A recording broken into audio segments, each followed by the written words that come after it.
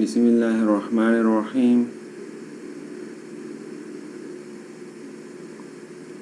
Systematic equilibrium calculation. Systematic تعادل محاسبي د تحلیلي کیمیا په مطالعه کې موږ اکثر په اوبلن محلول کې څو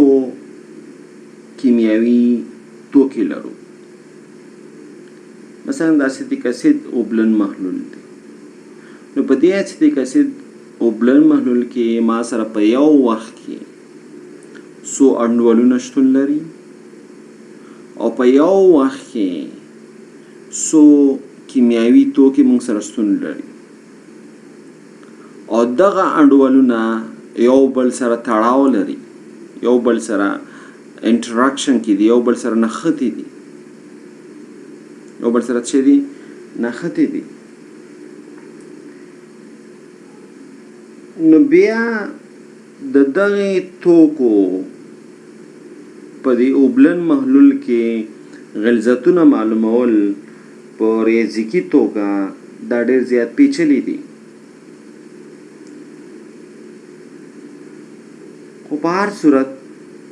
دلته داسې یو پروسیجر شته چې کیمیا پوهانو تحلیلي کیمیا والا ډیولپ کړی دی. داسې یو پروسیجر شته چې موږ سره کیمیايي پوهانو دا طریقه چې دا ډیولپ کړې ده چې هغې ته موږ د تعادل سیستماتیک ټریټمنټ یو.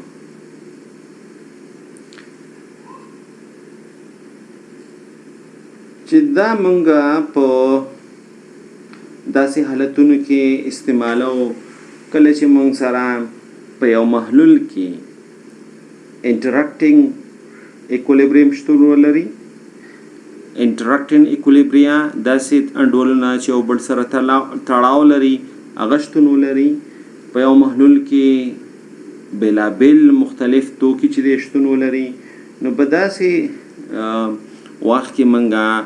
د تعادل د سیستمیټیک ټریټمنټ څخه موږ څه کوو؟ استفاده کوو. او په دې کې اکثر موږ داسې شیان فرض کوو او ځینې وخت کې موږ صرف نظر کوو چې هغه صرف نظر کول او یو شی د یو بل سره فرض کول د هغې ریزني او داسې ریزني چې د منلو وړ موږ شی ولې دې سره فرض کوو، ولې دې شي نه موږ صرف نظر وکړو، دا شی ولې موږ ډراپ کوو وغورځوو معادله کې په نظر کې ونه نیوو. نو د دې ټولو موږ سره داسې توجیه چې هغه د منلو وړ او د دې ایزمپشن نه وروسته دغه شی نه فرض کولو څخه وروسته د دغه ځینې شیانو څخه د تېرولو څخه وروسته بیا موږ ریاضیکي عملې ترسره کوو او موږ خپل ریاضیکي عملې اسانوو. نو عمومي اپروچ چې دی، جنرال اپروچ چې دی، د دې دپاره اول باید موږ په محلول کې کیمیاوي توکي، ټولې کیمیاوي توکي باید وپېژنو. په دې کې جنرال اپروچ دا دی چې باید موږ وپېژنو چې ما سره په دې محلول کې کیمیاوي توکي چې دي، ټولې کیمیاوي توکي دا کم یو دي. یعنې محلول کې د ټولو کیمیاوي توکو پیژندل اول ضروري دي. مثلا 2 کیمیاوي توکي ما سره دي، 3 کیمیاوي دي، 5 دي، 6 کیمیاوي توکي په دې محلول کې شتون لري. او بیا د هغې دپاره مناسب معادلې باید ولیکل شي. د دغې توکو دپاره باید موږ سره د معادلو یو سیټ باید موږ سره شتون ولري، سیټ باید موږ ولیکو او دومره معادلې باید موږ سره شتون ولري چې اصولاً د هغه موږ ته اجازه راکوي په پرنسپلي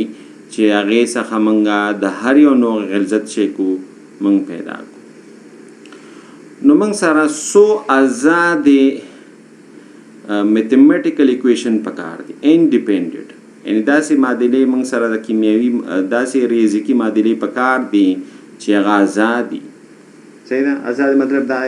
داسې نه چې یو معادله د بلې معادلې پورې تړلې بلکې معادلې باید ځان له موږ سره او یو بل سره تړل شوي نه اوس په ټولې معادلې یو بل سره تړل شوي صحیح ده نو بیا موږ حلولی نشو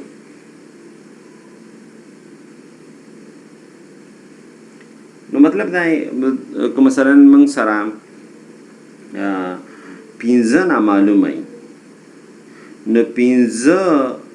unknown موږ سره 15 شیان موږ سره نامعلوم دي نو باید 15 معادلې ورته ولرو نو بیا موږ اصول له مخې موږ د ټولو نامعلومو دپاره دغه معادلې حلولی شو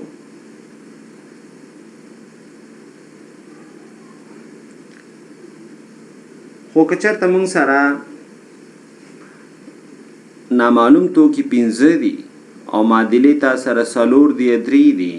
نو پرنسپلی اصولا موږ دا حلولی نشو د 15 مجهولونو دپاره موږ دا معلومولی او حلولی نشو نو که چېرته موږ سره د نامعلومو څخه معادلې ډېرې وي نو موږ په یو وخت کې په اسانۍ سره کولی شو چې هغه حل کړو معادلې ډېرې دي نامعلوم کم دي نو بیا موږ سره اسانتیا وي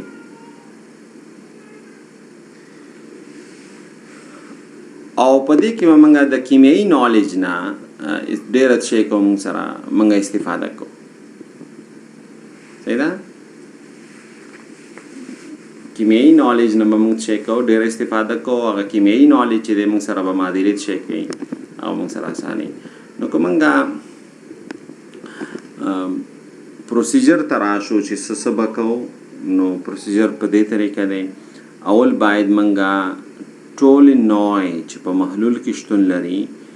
ټول کیمیاوي توکي چې په محلول کې شتون لري هغه باید موږ چیک کوو هغه باید معلوم کوو اوبو مالیکیول چې دی دا موږ نشمیرو ځکه په رقیق محلول کې د دوی غلظتونه تقریبا چې موږ سره دا ثابت دي او دا تقریبا 55.3 مولز پر لیټر دی صحیح ده 55.3 مولز پر لیټر دی یو نو اول باید موږ ټول کیمیایي توکي چې په محلول کې شتون لري هغه باید آیډنټیفای کړو هغه باید وپېژنو معلوم کړو دویم سټپ کې باید ایکولیبریم کانسټنټ چې دی چې کوم د تعادل ثابتونه دي باید دا ولیکل شي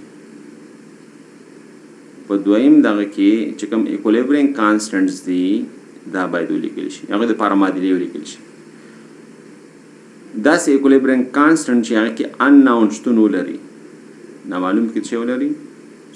شتون پکې ولري نامعلوم توکي پکې شتون ولري د هغوی دپاره موږ باید د انډولونو ثابتونه چې دا ولیکو او دغه ثابتونه باید موږ سره شي یا دغه کانسټنټ چې باید دا موږ سره مخکې چې موږ انډیپینډنټ اکویشن چې موږ سره انډیپینډنټ اکویشن مثلا ما سره کا ایم شته کا ډبلیو هم شته صحیح ده موږ سره د ضعیفو تیزابو دپاره ډیسوسییشن کانسټنټ چې دی کا ای دی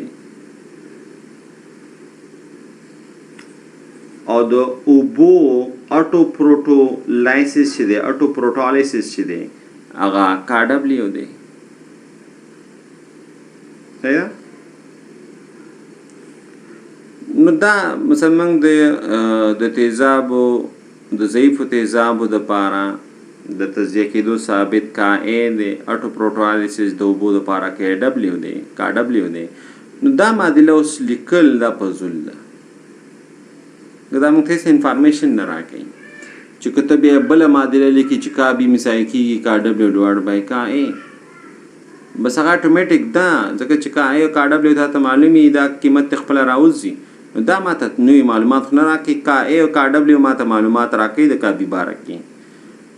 صحیح ده. نو ته که دا معادله لیکي چې دا زما یو معادله ده، نو دا معادله ستا صحیح نه ده، ځکه چې هغه موږ سره مخکې نه په کای کا ډبلیو څخه معلومه شوې ده چې کای کا ډبلیو دومره دی، کابي به دومره وي، او ته دې دپاره ځان له معادله لیکي چې کابي مساوي کېږي کا ډبلیو ډوټ بای کای، نو دا کار زموږ څه دی، دغه معادله زموږ انډیپینډنټ اکویشن نه دی، دا معادله زما انډیپینډنټ اکویشن نه دی. یعنې ما ته اضافه معلومات چې دی موږ د کابي مساوي کېږي د کا ډبلیو ډوټ بای کای، دې نه موږ لاسته راوړی نه شو، بلکې کای او کا ډبلیو چې دی خپله موږ ته د کابي باره کې معلومات راکوي. دریم مهم شی چې دی هغه باید موږ څه ولیکو، هغه باید موږ ماس بیلنس اکویشن ولیکو. صحیح ده، ماس بیلنس اکویشن موږ د توکو دپاره ولیکو. نو دا اصل کې کنزرویشن اف ماس دی، د کتلې تحفظ قانون سټیټمنټ دی. مثال په توګه 0.1 فارمل محلول دی د اسیتیک اسید. صحیح ده. نو ټول اسیدي توکي چې هغې کې موږ سره اسید شتون ولري یا ټول اسیټیټ آین چې دی دا ما سره په کوم شکل کې، اسیټیټ آین به یا موږ سره په اسیدیک اسید شکل کې او یا ما سره په تجزیه شوي شکل کې، چې به ما سره تجزیه شوي شکل کې وي. نو د هغې دپاره زه اکویشن داسې لیکلی شم چې غلظت د اسیتیک اسید جمع غلظت د هغې اسیتیک اسید چې تجزیه شوی دی د دې مجموعه چې دا موږ سره دا به شی موږ سره 0.1 فارمل دی. نو ماس بیلنس اکویشن دا دی چې کتله چې ده دا موږ سره ثابت دي. نو غلظت د اسیتیک اسید چې تجزیه شوی، غلظت د اسیتیک اسید چې نه تجزیه شوی، نو د ټولو مجموعه ما سره 0.1 فارمل دي او دا موږ مخکې اخیستی دی. مثلا ما سره اسیتیک اسید غلظت 0.1 فارمل دی. نو اوس که دا تجزیه شوي که نه تجزیه شوي، خو مجموعه به ما سره همدا 0.1 فارمل دی، دې نه زیاتېدی نه شي او نه دې نه کمېدی شي. او کېدی شي موږ د یو څخه زیات ماس بیلنس اکویشنې چې دی دا ولیکو، کېدی شي ځینې وخت کې ضرورت ورته پېښ شي. دې کې خو یو راغله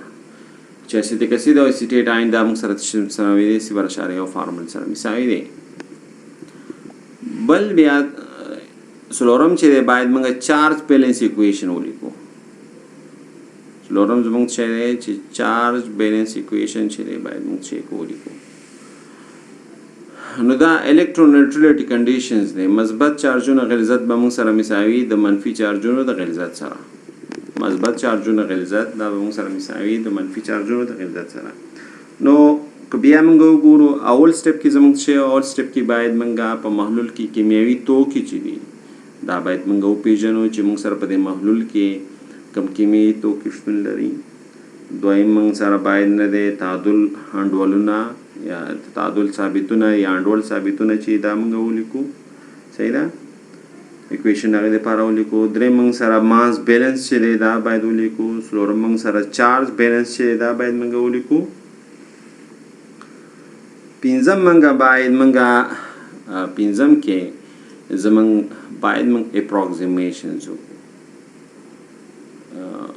ځینې شیان فرض کړو، ځینې نه صرف نظر وکړو. صحیح ده. نو دا باید موږ وکړو چې موږ خپل ریاضیکي ستونزې چې دا څه کړو دا ساده کړو. نو ځینې وخت کې موږ یو شی ډرافټ کوو، غورځوو ترې معادلې نه یو شی موږ غورځوو. صحیح ده. ځینې شی مثلا موږ صفر سره چې غورځوو، مثلا موږ یې په صفر سره نیسو چې د غلظت چې دی صفر دی. صحیح ده. ځکه دغه شیان چې موږ غورځوو نو دا د نش برابر دی، دوی غلظت چې دی انتهایي کم وي. بیا شپږمه دغه چې بیا د نامعلومو غلظتونو دپاره موږ معادلې څه کوو دا حلوو. نامعلومو غلظتونو دپاره موږ څه کوو معادلې حلوو.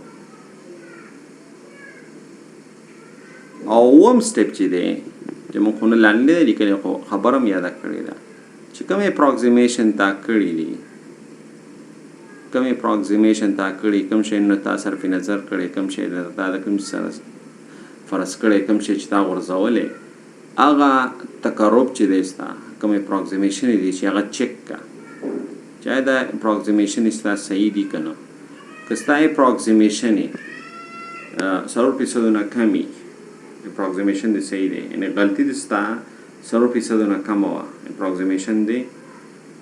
صحیح دی که صرف غلطي دي 100% نه زیات او بیا اپروکسیمیشن دی صحیح نه دی